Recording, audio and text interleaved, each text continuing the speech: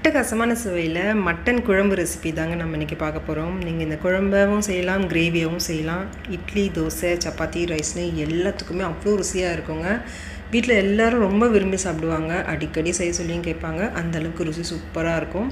Miss பண்ணாமல் இதை ஒரு தடவை நீங்கள் ட்ரை பண்ணி பாருங்கள். அடிக்கடி செய்வீங்க. வீடியோக்கு ஒரு லைக் கொடுத்துட்டு வீடியோ சேவ் பண்ணி வச்சுட்டு ட்ரை பண்ணி பாருங்கள். எப்படி செய்யுதுன்னு பார்க்கலாங்க.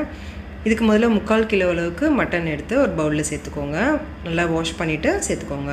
இப்போ இது கூட ஒரு 1/4 டீஸ்பூன் அளவுக்கு மஞ்சள் தூள், அடுத்து 1/2 டீஸ்பூன் அளவுக்கு வெறும் மிளகாய் தூள், 1/2 டீஸ்பூன் உப்பு, அடுத்ததாக 1/2 டீஸ்பூன் அளவுக்கு இஞ்சி பூண்டு விழுது சேர்த்துட்டு 1 டீஸ்பூன் அளவுக்கு கட்டி தயிர் சேர்த்துக்கோங்க. புளிப்பு இல்லாமல் ஃப்ரெஷ்ஷான தயிர் சேர்த்துக்கோங்க. தயிர் சேர்க்குறதால நல்லா மட்டன் சாஃப்டாக வெந்து வரும். இப்போ இதை நல்லா கலந்து விட்டுருங்க. இப்போ இதை அப்படியே ஊறி வரட்டும். ஒரு மசாலா ரெடி பண்ணிக்கலாம்.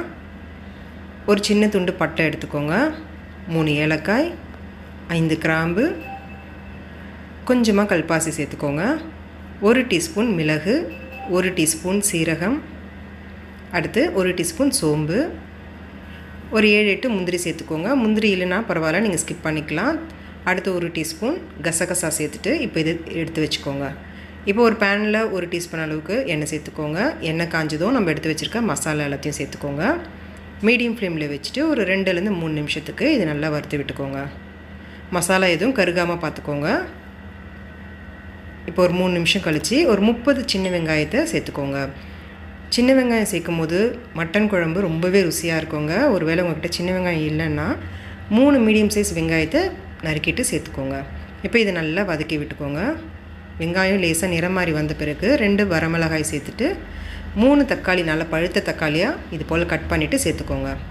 இப்போ இதை நல்லா வதக்கி விட்டுக்கோங்க. வெங்காயமும் தக்காளியும் லேசாக குழஞ்சி வரணும், அந்தளவுக்கு நல்லா வதக்கி விட்டுக்கோங்க. இப்போ இதில் கொஞ்சமாக தேங்காய், ஒரு 1/4 கப் அளவுக்கு தேங்காய் சேர்த்துக்கோங்க. அதிகமாக சேர்த்துட வேண்டாம். சேர்த்துட்டு ஒரு நிமிஷத்துக்கு இது நல்லா கலந்து விட்டுட்டு ஸ்டவ் ஆஃப் பண்ணிவிடுங்க. இப்போ இது நல்லா ஆற வச்சுட்டு மிக்சர் ஜாருக்கு மாற்றிக்கோங்க. கொஞ்சமாக தண்ணி சேர்த்து நல்லா மையாக அரைச்சி எடுத்துக்கோங்க. இது போல் அரைச்சி எடுத்து வச்சுக்கோங்க. இப்போ ஒரு குக்கர் வச்சுக்கலாம். 4லேருந்து 5 டேபிள் ஸ்பூன் எண்ணெய் சேர்த்துக்கோங்க. எண்ணெய் காஞ்சதும் 1/2 டீஸ்பூன் சோம்பு, அடுத்து ஒரு பெரிய சைஸ் வெங்காயத்தை நல்லா பொடியாக நறுக்கிட்டு சேர்த்துக்கோங்க.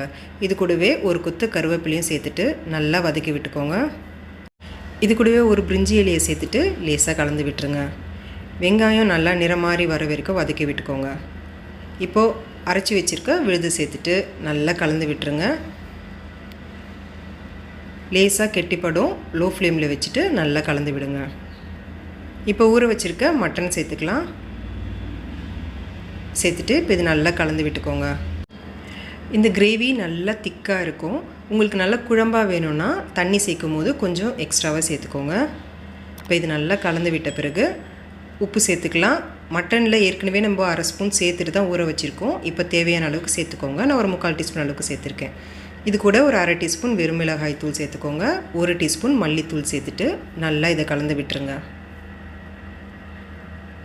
கலந்து விட்டுட்டு இப்போ தேவையான அளவுக்கு தண்ணி சேர்த்துக்கோங்க. நான் 1 கப் அளவுக்கு தண்ணி சேர்த்துருக்கேன். ஒரு 150 ml அளவுக்கு இது இருக்கும். உங்களுக்கு தேவையான அளவுக்கு நீங்கள் தண்ணி சேர்த்துக்கலாம். இப்போ இது நல்லா கலந்து விட்டுருங்க.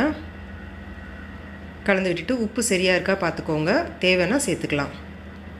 இப்போ குக்கர் மூடி வச்சுடுங்க. 4லேருந்து 5 விசில் வரட்டும்.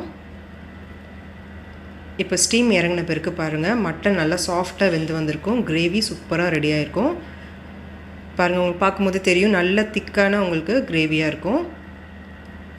உங்களுக்கு காரம் பத்தலைன்னா இந்த ஸ்டேஜில் நீங்கள் மிளகு தூள் சேர்த்துக்கலாம். இப்போ பொடியாக நறுக்குன்னா கொத்தமல்லி தூவிட்டு கலந்து விட்டுடுங்க. அவ்வளோதாங்க, அவ்வளோ ருசியான ஒரு மட்டன் கிரேவி. மிஸ் பண்ணாமல் இதை ட்ரை பண்ணி பாருங்கள். எல்லாருக்கும் ரொம்பவே பிடிக்கும். இட்லி, தோசைக்கெலாம் அவ்வளோ அல்டிமேட்டான டேஸ்ட்டில் இருக்குங்க. நீங்களும் இந்த மட்டன் குழம்பு செஞ்சு பார்த்துட்டு எப்படி இருந்துச்சுன்னு சொல்லுங்கள். இந்த வீடியோ உங்களுக்கு ரொம்ப பிடிச்சிருந்துச்சுன்னா லைக் பண்ணிவிட்டு உங்கள் ஃப்ரெண்ட்ஸ், ஃபேமிலி எல்லாருக்கும் இந்த வீடியோவை ஷேர் பண்ணிக்கோங்க. Thank you friends.